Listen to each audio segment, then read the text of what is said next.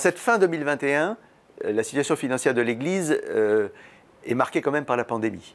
Nous avons enregistré 40 millions de recettes en moins, et c'est important, c'est 7% de recettes en moins en 2020, à cause des fermetures d'églises, à cause du fait que dans les paroisses, il y a eu de fait beaucoup moins de monde, puisqu'il y avait des restrictions, voire des interdictions de culte. Et le bon signe, le signe positif, le signe de la fidélité des catholiques, c'est que de l'autre côté, le denier, lui, a augmenté de 10%. In fine, nous sommes quand même dans une situation plus compliquée que nous l'étions auparavant, parce qu'en face de toutes ces ressources en baisse, nous avons des charges plus élevées qui augmentent. Donc, en cette fin d'année, sur denier.catholique.fr par exemple, ou auprès de vos paroisses ou de vos diocèses, l'important c'est de contribuer pour réouvrir toutes nos activités et rétablir nos finances.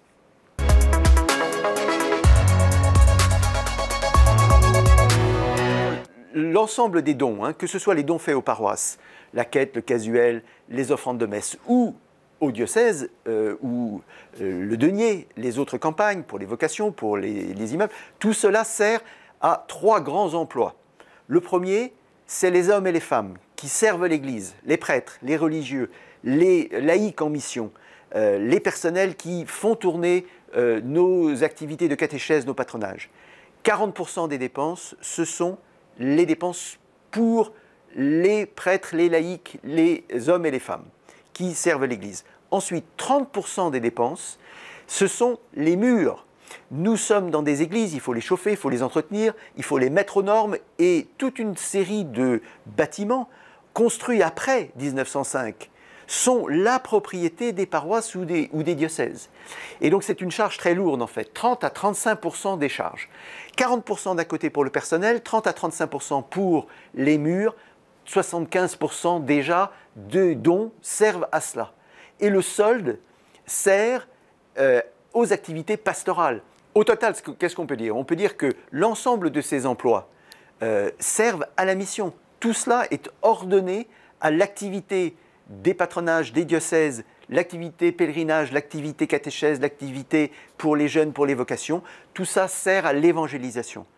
Et tout ça est totalement, et les fidèles l'ont bien compris, totalement distinct de ce que nous pouvons par ailleurs faire en puisant dans nos réserves de sécurité pour financer les activités de solidarité avec les personnes victimes des abus sexuels, ce qui a été l'activité importante de la dernière assemblée plénière.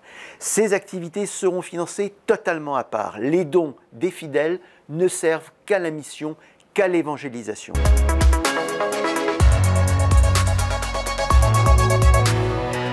Tout au long de cette année, vous êtes restés, vous les fidèles, et au-delà des fidèles, nombre de nos donateurs sont restés présents pour soutenir l'Église dans sa mission, pour affirmer, ce faisant, que la foi est une foi en acte, que la foi est une foi qui se matérialise et qui se donne les moyens d'annoncer l'Évangile.